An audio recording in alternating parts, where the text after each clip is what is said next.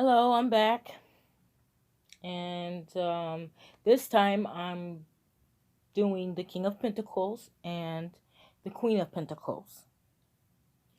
And just for further reference for you, if you're new, I am taking the 78 cards of the tarot and I'm corresponding them to either a biblical story or a biblical character.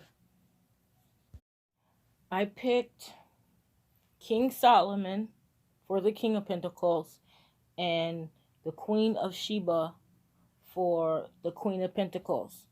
And I'm going to tell you why I chose those two characters for the cards.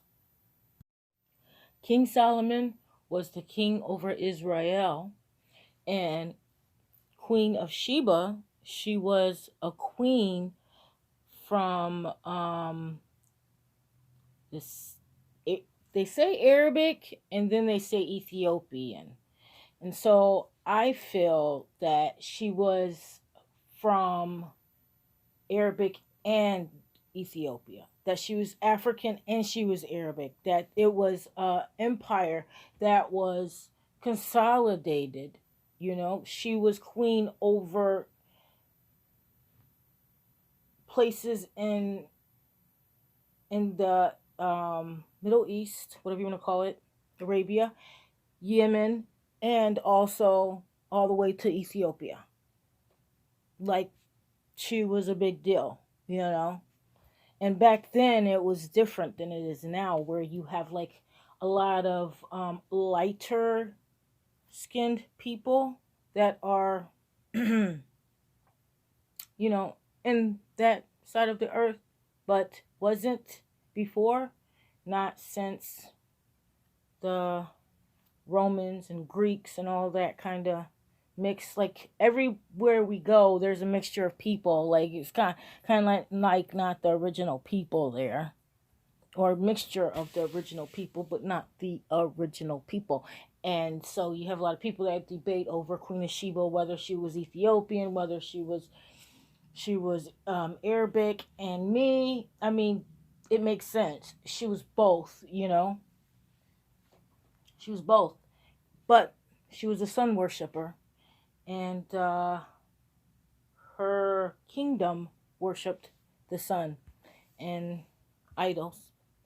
And but she heard about King Solomon, and so she went and seen King Solomon because she heard about this God that he had, and that made him what he was. And she heard about the wisdom of him and the God that he served. And so she went and seen him, and she brought a lot of gold, spices, camels, livestock, like a caravan of goods.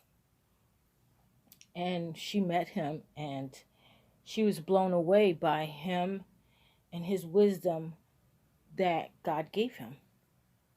She asked him questions, she gave him riddles, and he was just on top of it. Like, he really impressed her. He impressed her so much that she gave him gold and all kinds of things.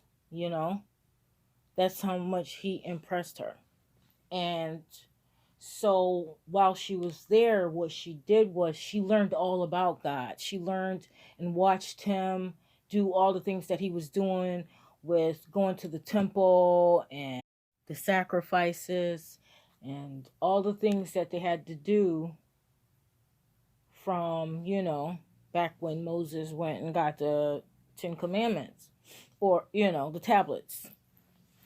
And so, she was learning all that stuff. Her and her people was learning all that stuff. And when she left, she took that with her. So, also, what I think is really cool about it, though, is the fact that Solomon represents wisdom, and that is on the tree of life, number 2, Hakma. And he represents wisdom. And the thing that's so cool about it is that Sheba, in the story, She represents Binah, which is understanding, because she went to him because he had wisdom, even though he got it from God. He relayed everything back to God, in his wise time. He relayed everything back to God. That this is the reason why he's so rich and has so much wisdom is because of the Most High. And like, I'm thinking one Keter would represent Yeshua HaMashiach, Jesus the Christ, because as you read in the New Testament in Mathew, I think it's in a couple other spots, but for sure in Mathew, he talks about the Queen of the South rising up in judgment over this generation, because she came from so far away. She came a long journey to meet Solomon and to find out his wisdom and his God, that we know all of the things, this generation, we know all of the things that there is. We don't have to go that far journey that she had to go, that we're not seeking like she did. She gonna rise up in judgment, her and her people, and it says it. And I see that she's on, like, understanding. She's on Binah. She's on the left-hand side over here on the tree of life. And that's the judgment side. And that's pretty interesting how all that stuff be like totally connecting when you learn about Kabbalah and you learn about the tarot cards, how they connect, and you learn about the stories of the Bible, and you can connect all of them together, and it's just pretty interesting, and it makes me so very happy. Okay, this is a bonus for you if you've lasted this long throughout my video. This is the Queen of Pentacles, and she's by herself.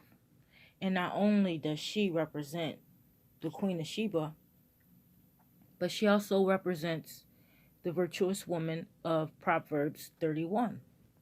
And I'm going to read the section for you. It's not that long at all. Who can find a virtuous woman?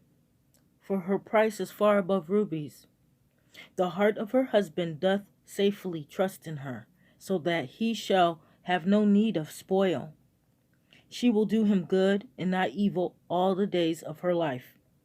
She seeketh wool and wax, and worketh willingly with her hands. She is like the merchant's ships. She bringeth her food from afar. She riseth also while it is yet night, and giveth meat to her household, and a portion to her maidens. She considereth a field, and buyeth it. With the fruit of her hands she planteth a vineyard. She girdeth her loins with strength, and strengthened her arms. She perceiveth that her merchandise is good. Her candle goeth not out by night. She layeth her hands to the spindle, and her hands hold the distaff. She stretcheth out her hand to the poor, yea, she reacheth forth her hands to the needy. She is not afraid of the snow for her household, for all her household are clothed with scarlet. She maketh herself coverings of tapestry, her clothing is silk and purple. Her husband is known in the gates, when he sitteth among the elders of the land. She maketh fine linen, and selleth it, and delivereth girdles unto the merchant. Strength and honor are her clothing, and she shall rejoice in time to come.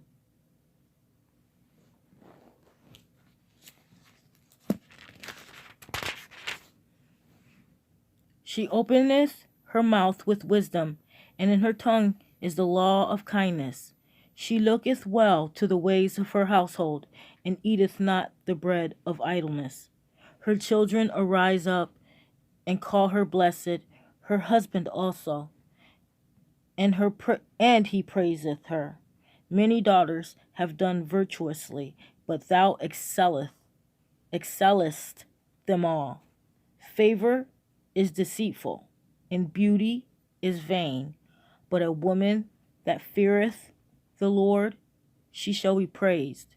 Give her of the fruit of her hands, and let her own works praise her in the gates.